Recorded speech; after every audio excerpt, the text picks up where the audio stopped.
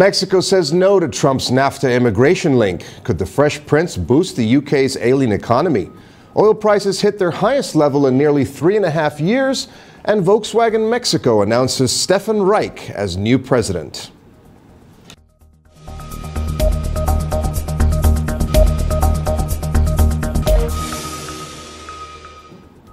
Hello and welcome to today's edition of Mexico News Network's Breaking News Business. I'm your host, Joseph Garza. Let's go to the information. Just as NAFTA talks appear to be entering their final stage, United States President Donald Trump threw out a suggestion on Twitter on Monday morning that an agreement might be conditional on immigration policy. Trump wrote that Mexico must stop people from going through Mexico and into the U.S. We may make this a condition of the new NAFTA agreement. Our country cannot accept what is happening. Foreign Affairs Secretary Luis Videgaray rebuffed the tweet with one of his own an hour later. Mexico decides its migratory policy in a sovereign way, and migratory cooperation with the United States happens because it's in Mexico's interest, he wrote. Renegotiation of the North American Free Trade Agreement is currently well underway, and there are expectations in some quarters that a new accord between partner countries, Mexico, the U.S., and Canada, is close. But Videgaray rejected linking immigration with NAFTA, saying that it would be unacceptable to condition the renegotiation of NAFTA to migratory actions outside this frame of cooperation. Trump also threatened 3 weeks ago to terminate the agreement if Mexico didn't act to halt the movement of big drugs and people flows north to the U.S. border.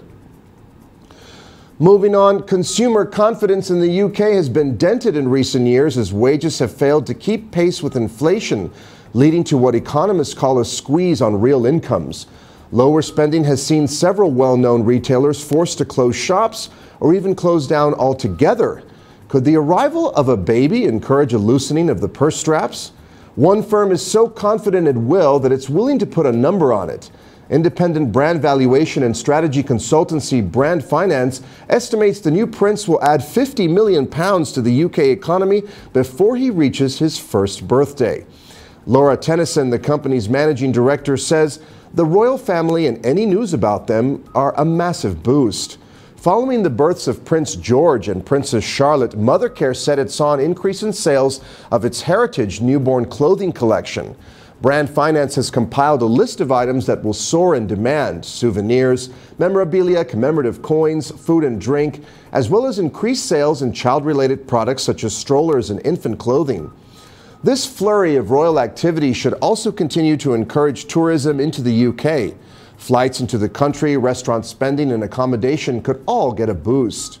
Brand Finance says the UK economy can expect an overall uplift, mainly from the royal wedding, of more than £1 billion in 2018. In other headlines, oil prices hit $75 a barrel on Tuesday, the highest in nearly 3.5 years, as fears mounted over the prospect of new U.S. sanctions on Iran. The U.S. will decide by May 12th whether to abandon a nuclear deal with Iran and reimpose sanctions. Such a move on the third biggest oil producer in the OPEC cartel threatens to further tighten global supplies. Oil prices have been rising since the 14 nations in OPEC, as well as other producers including Russia, decided to restrict output last year.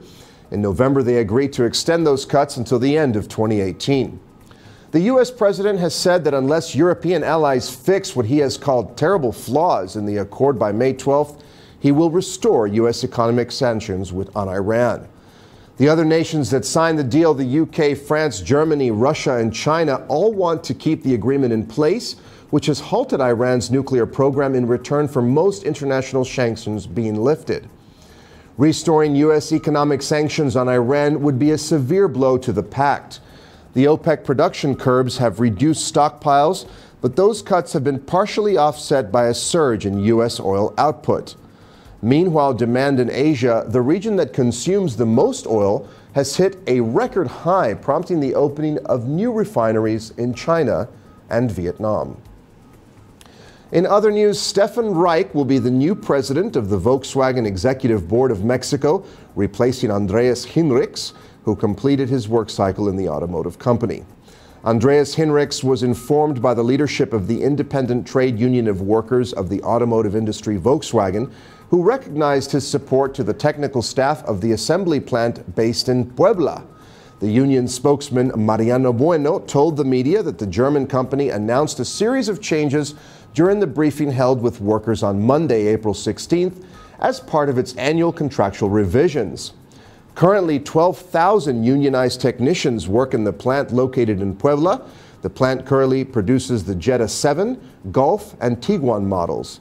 In addition to a restructuring of its board of directors, Matthias Müller was replaced by incoming CEO Herbert Diaz in Wolfsburg, Germany.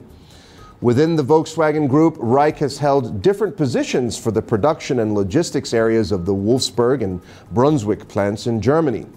Reich is expected to confirm appointment of the new chairman of the board of directors of Volkswagen Mexico. Since 2015, he had been the director of the Seat plant in Martorell, Spain. And finally, let's turn to the markets. The Mexican peso increased 0.1915 or 1.02% to 19.0105 from 18.8190 in the previous trading session.